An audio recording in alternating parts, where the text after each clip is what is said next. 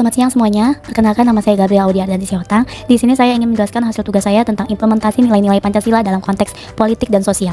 Pertama-tama saya akan membacakan latar belakang. Pancasila dirumuskan berdasarkan nilai-nilai pandangan hidup masyarakat Indonesia. Pancasila merupakan ideologi negara yang dikemukakan oleh Insinyur Soekarno. Pancasila adalah alat pemersatu bangsa yang menyatukan masyarakat dengan segala perbedaan, dan juga Pancasila merupakan sistem filsafat yang mengandung pemikiran pendiri negara. Selanjutnya ada tujuan. Tujuan implementasi nilai-nilai Pancasila dalam konteks politik dan sosial adalah untuk menciptakan masyarakat yang lebih baik, adil, dan harmonis, memperkuat fondasi negara Indonesia, dan menjaga keutuhan negara kesatuan Republik Indonesia, menumbuhkan rasa kedisiplinan, toleransi, dan sikap tidak membeda-bedakan orang lain, dan menumbuhkan kesadaran nasionalisme. Selanjutnya adalah implementasi nilai-nilai Pancasila dalam bidang sosial. Sila pertama, ketuhanan yang Maha Esa. Implementasinya adalah kerukunan umat beragama dengan mengedepankan ketuhanan yang Maha Esa sebagai dasar beragama dan saling menghormati antar umat beragama. Contohnya seperti saya mempunyai seorang teman muslim dan ia ingin menunaikan ibadah sholat karena sudah waktunya. Lalu saya sebagai seorang teman yang beragama Kristen mengizinkan ia untuk menjalankan sholat di rumah saya dan saya tidak mengganggunya. Selanjutnya sila kedua, kemanusiaan yang adil dan beradab. Implementasinya adalah tidak membeda-bedakan suku, ras, dan agama serta warna kulit setiap orang. Contohnya seperti dalam sekolah ada seorang anak yang memiliki kulit hitam dan berambut keriting. Nah, kita sebagai seorang teman tidak boleh menjauhi dia hanya karena warna kulitnya dan bentuk rambutnya saja. Lalu sila ketiga, persatuan Indonesia. Implementasinya adalah menempatkan bangsa dan negara di atas kepentingan pribadi. Arti kita rela dan mampu berkorban demi bangsa dan negara yang dilandasi oleh rasa cinta tanah air dan semangat membangun rasa nasionalisme. Selanjutnya adalah sila keempat, kerakyatan yang dipimpin oleh hikmat kebijaksanaan dalam permusyawaratan perwakilan.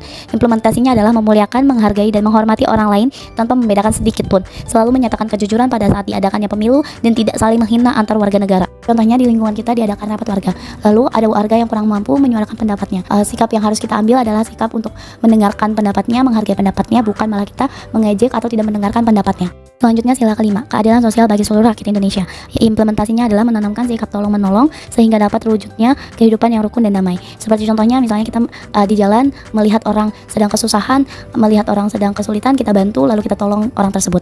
Selanjutnya adalah implementasi nilai-nilai Pancasila dalam bidang politik. Ada sila pertama, ketuhanan yang Maha Esa. Implementasinya adalah saling menyayangi, saling menghormati, dan menghargai satu sama lain. Sila ini sangat penting untuk bidang politik karena adanya kesadaran bahwa penguasa yang paling berkuasa adalah Tuhan semata, sehingga siapapun yang memiliki mandat sebagai pemegang kekuasaan dalam kehidupan berbangsa dan bernegara akan dijalankan dengan sebaik-baiknya.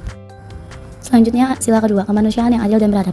Implementasinya adalah pengingat terhadap pelaksanaan politik di Indonesia. Contohnya seperti diadakannya penghitungan suara hasil pemilu, kegiatan tersebut harus dilakukan secara terbuka agar semua orang bisa tahu hasil yang murni. Lalu selanjutnya adalah sila ketiga, persatuan Indonesia. Implementasinya adalah menciptakan sikap toleransi. Contohnya, dengan kita dalam suatu organisasi terdapat banyak orang yang beragama berbeda-beda. Nah, kita sebagai manusia harus bisa mempunyai sikap toleransi agar tidak menjelek-jelekan agama orang lain dan merasa agama kita sendiri yang paling benar.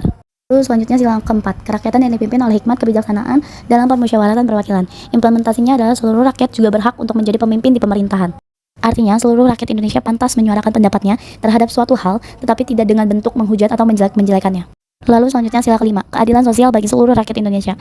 Implementasinya adalah infrastruktur bangunan-bangunan di Indonesia rata, tidak ada yang membeda-bedakannya. Misalnya seperti di kota-kota besar pembangunan gedung-gedungnya semakin maju, sedangkan di kota-kota terpencil tidak dipedulikannya dan malah dihiraukan saja. Seharusnya pemerintah harus bisa lebih peduli oleh kota-kota yang terpencil ini dan tidak hanya fokus untuk memajukan satu kota saja. Sekian penjelasan dari saya tentang tugas ini. Terima kasih.